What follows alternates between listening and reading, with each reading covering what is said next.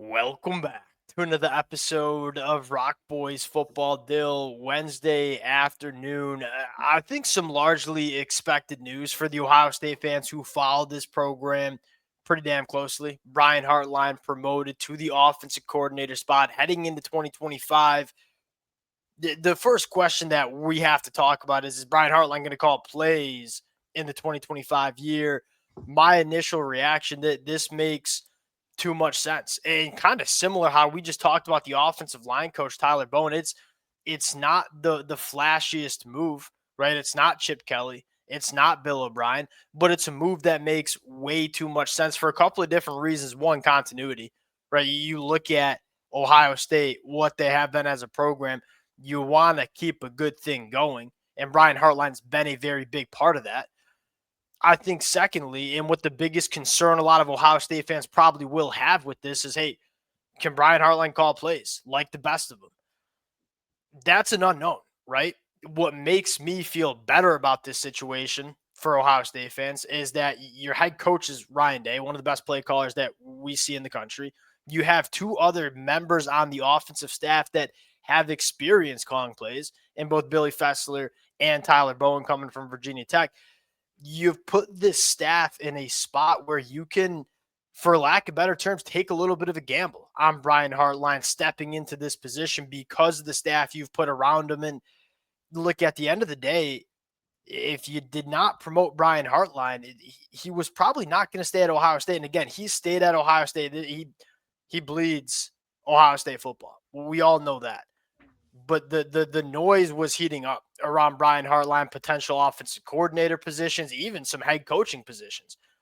If you didn't make this move, you ran the risk of losing Brian Hartline. And so I think it makes sense for that reason too, because at the end of the day, there's just not many, but there's nobody better coaching and recruiting wide receivers than Brian Hartline. He's more than deserving of this promotion. I think that's probably the roots of it. Want to get into one, the biggest pros and cons of this. What it's going to look like in 2025 is my biggest question in terms of who's calling the plays. Before we get into it, as always, to the Ohio State fans, let it fly in the comment section. We've talked a lot about this program the last couple of weeks. There's been a lot of moving parts. The amount of feedback that y'all been throwing in the comment section as we talk top boards, talk coaching candidates, been amazing. Appreciate you guys. If y'all do enjoy the content, consider subscribing to the channel, and would love to hear how the Ohio State fans are feeling in the comment section as well. Dill, I'll give you the T-box here. Just instant reaction to this news. I am a little more surprised, frankly, than you are, because this feels like, to me, Ryan Day's going back to sort of 2023 Ohio State, where I do think he's going to have a much bigger involvement in this offense. I think you look at what he said about going from 23 to 24, where effectively he did demote Brian Hartline from the OC that's fair. and basically the co-OC, which is like, I mean, that is what it is.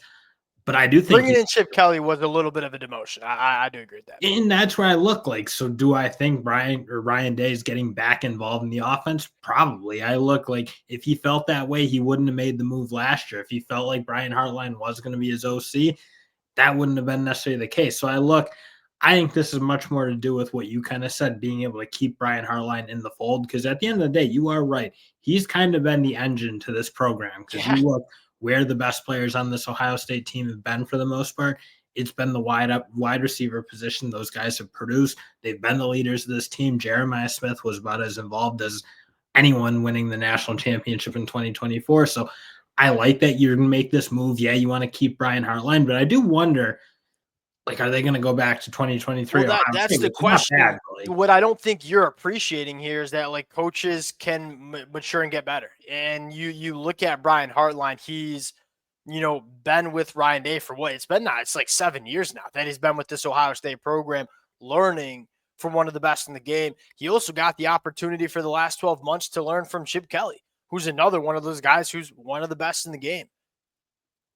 I don't think Ryan Day would make this move if he didn't have confidence in Brian Hartline. Yeah, I think a little bit of my issue with that type of thing is I do think there's like an element of Ohio State isn't really the place to learn how to call plays. Like, I think Ohio State in these big programs, I Yeah. kind of like the idea of having guys come in who have called plays, who have been the man, if you will, on their side of the ball. I think, like, even you look at Michigan trying to do that with Kirk Campbell. It's like, yeah, Kirk Campbell got to learn behind a national championship team, but like you saw when he got in the throes of it, he wasn't even close. And I don't want to make, I'm not making that comparison to But say Brian Hartline's the coach that Kirk Campbell is. He's a much better coach. But I look like Ohio State to me is not the place to learn how to call plays for the first time because there's just so much pressure. It's such a like, yeah, Ohio State took a little bit of pressure off themselves by winning in 2024, but they're still going to expect to win in 2025. And if they're not really successful, there's going to be a lot of chatter and a lot of noise, and a lot of frustration.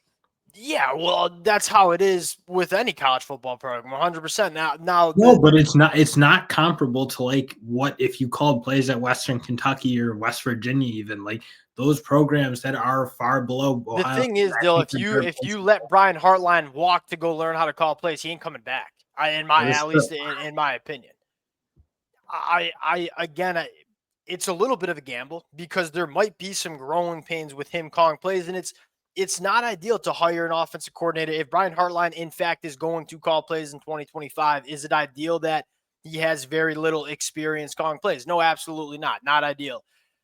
Guess where I'm coming from here is when you have Ryan Day as your head coach, when you have Tyler Bowen and Billy Fessler who have experience calling plays too, you put yourself in a spot where you can kind of make that gamble a little bit. And at some point, you have to allow Brian Hartline to have an opportunity, kind of similar to Sharon Moore at Michigan. I hate to be like making these parallels between Ohio State and Michigan, but like Sharon Moore, a lead offensive line coach.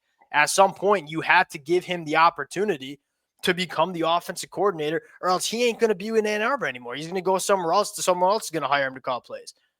I think at some Now point, that is obviously the tough. I don't want to say tough spot because like you don't want to complain about having really good coaches who need to be elevated. Brian Hartline, like you are obviously right. Is he deserving of a yeah, promotion? Yeah. 100%. He's probably deserving of a or certain head coaching jobs. Yeah. If I look across the country at guys who I'd like believe in, I mean, he's gonna be a really good head coach probably at some point because it seems like guys love him. He can obviously recruit, and he Yes. does develop his position at a really high level, and they operate like from a culture standpoint in a position group that when you have that much talent with that many mouths to feed, and I mean they don't ever see you don't hear problems coming out of the Ohio State receiver room like guys complaining or transferring or any of that. So yeah, Brian Hartline like obviously is deserving. Again, I still go back to like, well, why didn't this happen in 2023? And Ryan Day clearly Because knew or must have thought something about it. like I think it's probably the evolution of him as a coach. You know, he's been there for 7 years, but he's still kind of a young coach in his coaching. He's not even been coaching for 10 years yet.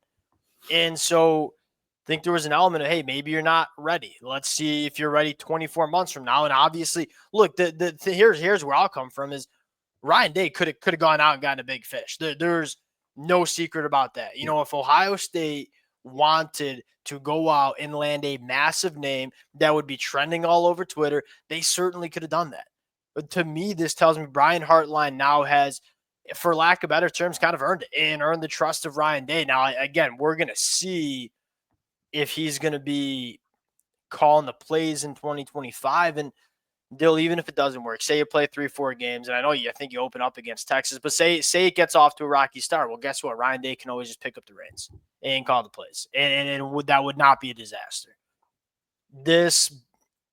My final. He probably did kind of have to do it. I'll kind of agree with you because again, like Brian Hartline to I don't me, think you had to, but it just makes too much sense. I don't think it's like you had to. If you wanted to let Brian Hartline walk or just keep him at the wide and see if he's just content staying there, you're right. You're right. He's not. I don't think he'll be content because he does want to move up like anybody else would, like any competitor that Brian Hartline clearly is. So I think you did, in a sense, have to do it. Obviously, you didn't have to, but like you were going to lose him if you didn't do this, and he has been an integral part of Ohio State's success. I guess where I'll close it is a couple of different things. One, Ryan Day certainly had options. Like Dilly, you made the comparison to Kirk Campbell, Brian Hartline, which was a wild one. But also like Dill, Michigan last year trying to sell offensive coordinators to come to Michigan. You got Alex Orji as a quarterback one, or Davis Warren. You probably didn't have like that many options in terms of really pulling guys to Michigan.